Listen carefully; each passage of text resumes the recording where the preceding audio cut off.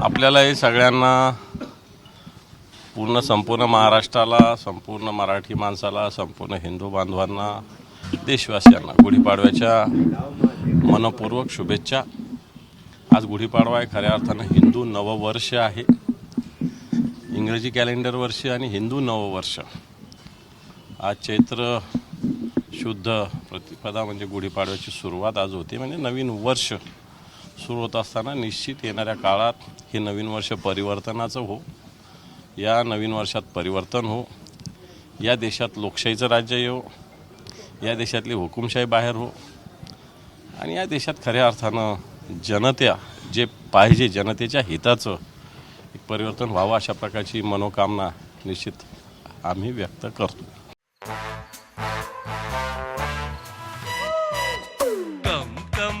My love, please don't say no, baby. Come, my love.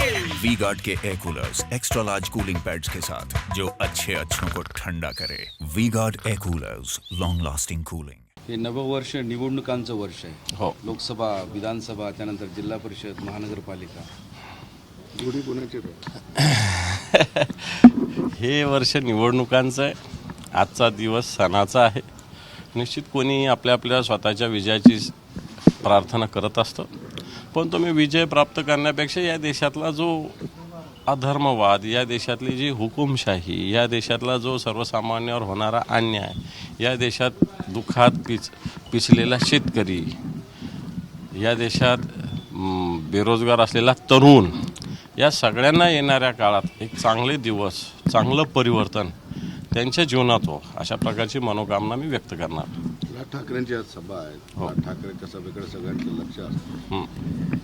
काय घोषणा करू शकतात माहितीमध्ये जाणे? मला नाही वाटत राजसाहेब काही करतील। राजसाहेब ठीक आहे, आमचा वैचारिक विरोध आहे नक्की, त्याच्याविषयी काही प्रश्न असायचं काही कारण नाही, पण तो राजसाहेब काही, मला असं वाटत नाही की या महाराष्ट्र, कारण हे जे सगळे लोक आहेत आज देशातलं जे भारतीय जनता पार्टी सरकार आहे, हे काय महाराष्ट्राच्या हिताचं काम करतच नाही।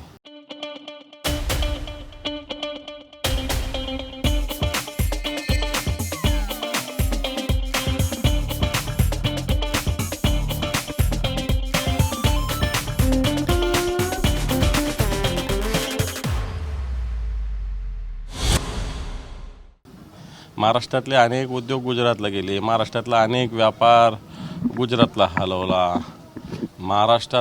या महाराष्ट्रामध्ये अनागोंदी माजवायला सुद्धा दिल्लीतलं सरकार कारणीभूत आहे। कारण महाराष्ट्र तसं ठीक आहे, सरकार याचं येतं, त्याचं येतं, याचं जातं, त्याचं येतं, हे महाराष्ट्रात काय सगळ्या देशात घडत असतं। परंतु ज्या पद्धतीनं मनामनात द्वेष आज निर्माण झाला, याला कारण देशातली ही जी राजनीती, विशेषतः भारतीय जनता पार्टीने केली, त्यामुळे महाराष्ट्राच्या मनात असं कधीच नव्हतं।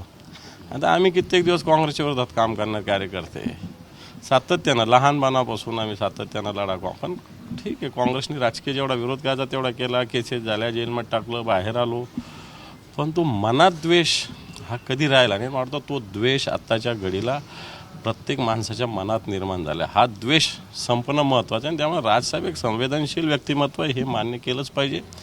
त्यामुळे ते अशा मनामनात द्वेष निर्माण करणाऱ्या, या महाराष्ट्राच्या भूमीमध्ये भेद करणाऱ्या, या महाराष्ट्रावर अन्याय करणाऱ्यावर कधी जाऊ शकणार नाही असं मला वाटतं।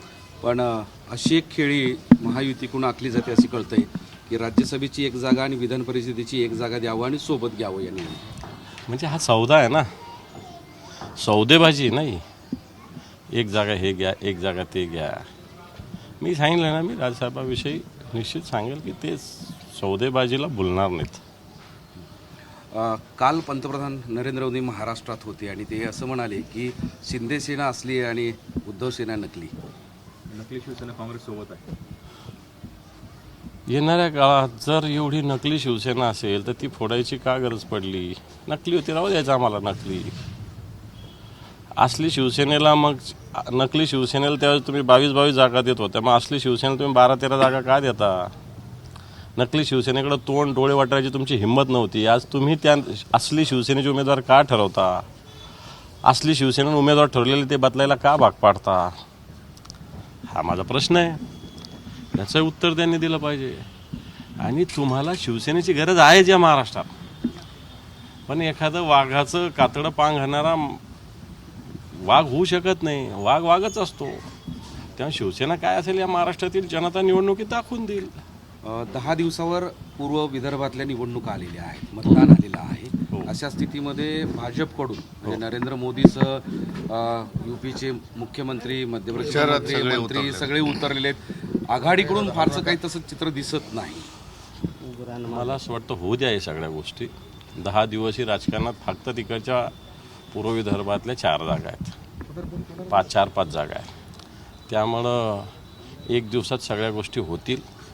फार त्याला चिंता करण्याची गरज नाही. आणि हेच बघा, या महाराष्ट्रात भाजप 5-25 जागा लढते ना. 18 सभा नरेंद्र मोदींच्या, अमित शहांच्या, योगीच्या, याच्या त्याच्या. आता मला सांगा, नितीन गडकरी सारख्या नेत्यांवर 4-4 सभा घ्यायची वेळ काय यावी? कारण जनमतच भाजपच्या विरोधात आहे आज.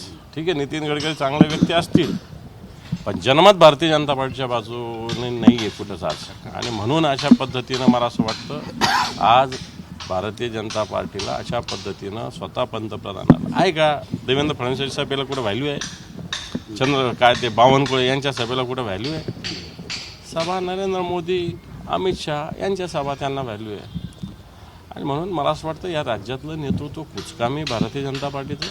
या राज्याच्या नेतृत्वावर एखाद्या दिवस विश्वास नसेल आणि म्हणून केंद्रातल्या नेत्यांना भारतीय जनता पार्टीच्या राज्यात प्रचाराला उतरावं लागतं. छत्रपती संभाजीनगरची जागा अजूनही जाहीर होत नाही.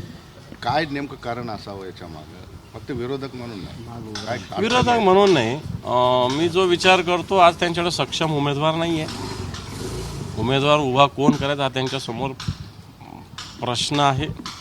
मग भारतीय जनता पार्टीला सोडायचं की स्वतः लढायचं हा पण प्रश्न आहे. स्वतः लढायचं तर निवडून येऊ शकत नाही, दुसऱ्याला द्यायचं तर ती एक राजकीय अडचण आहे.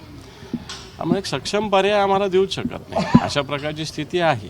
मी कोणत्या व्यक्तीविषयी बोलणार नाही, कोण सक्षम आहे कोण असक्षम आहे अशाविषयी बोलणार नाही. परंतु आज ज्या असली म्हणतात ते, या असलीकडं असली चेहरा नाही, अशा प्रकारची स्थिती आहे. आणि म्हणून मला असं वाटतं आम्ही विजयाच्या दिशेनं एक पाऊल पुढं टाकतो.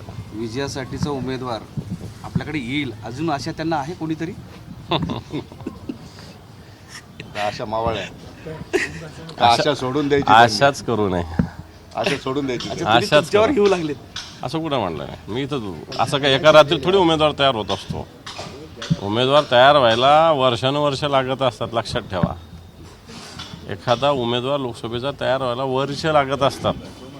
एका दिवसात उमेदवार तयार होत नाही. कारण माणूस गावापासून, शाखेपासून, वार्डापासून सुरुवात करत असतो, मग तालुक्यात जात असतो, मग जिल्ह्यात जात असतो, मग त्याने देशात, राज्यात जायचा विचार करावा लागतो.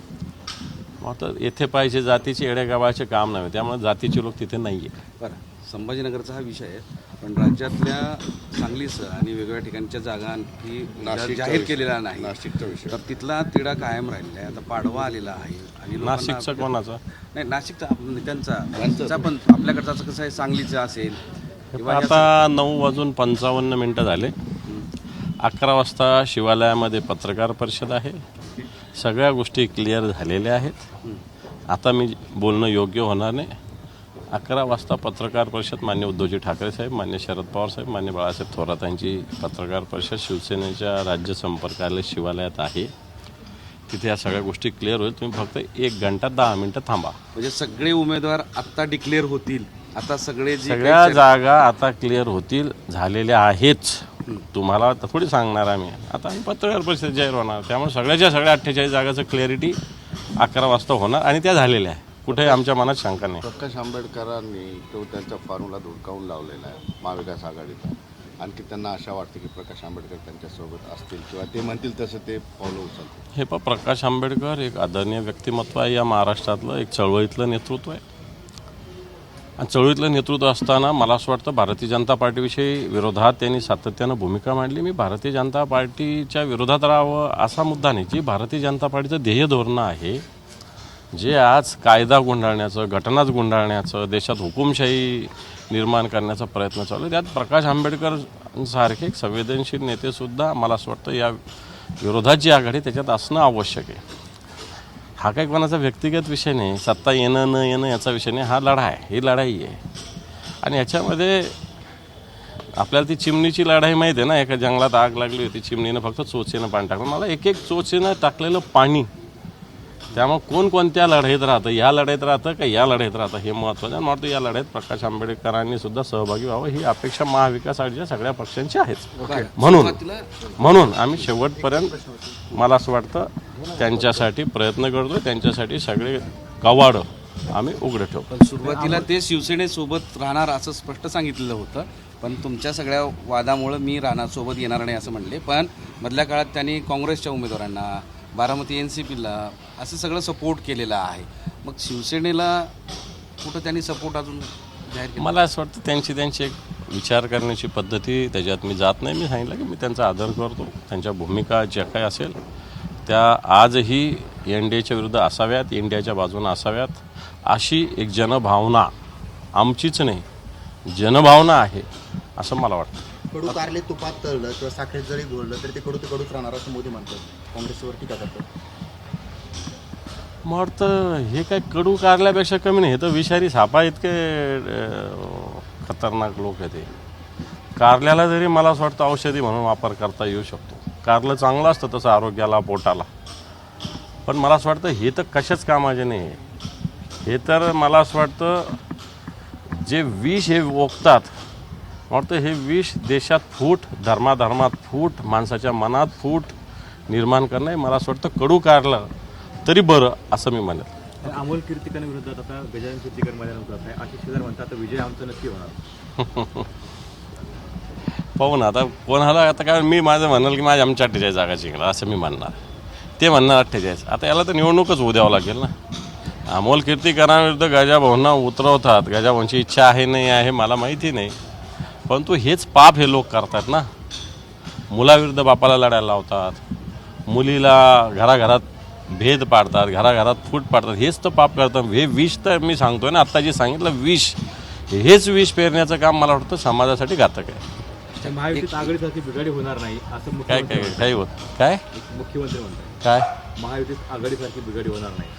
तुमचं उमेदवार तुम्हाला जाहीर करता येत नाही अजून, तर तुम्ही काय म्हणणार. तुमची सगळी बिघाडी झाली, तुमचे 4 उमेदवार आत्तापर्यंत तुम्ही बदललेले आहे, त्यामुळे बिघाडीच आहे. या देशात परिवर्तनाची जी लढाई चालू आहे त्या लढाईमध्ये माझा सुद्धा खारीचा वाटा असावा हा संकल्प मी केलेला. ओके.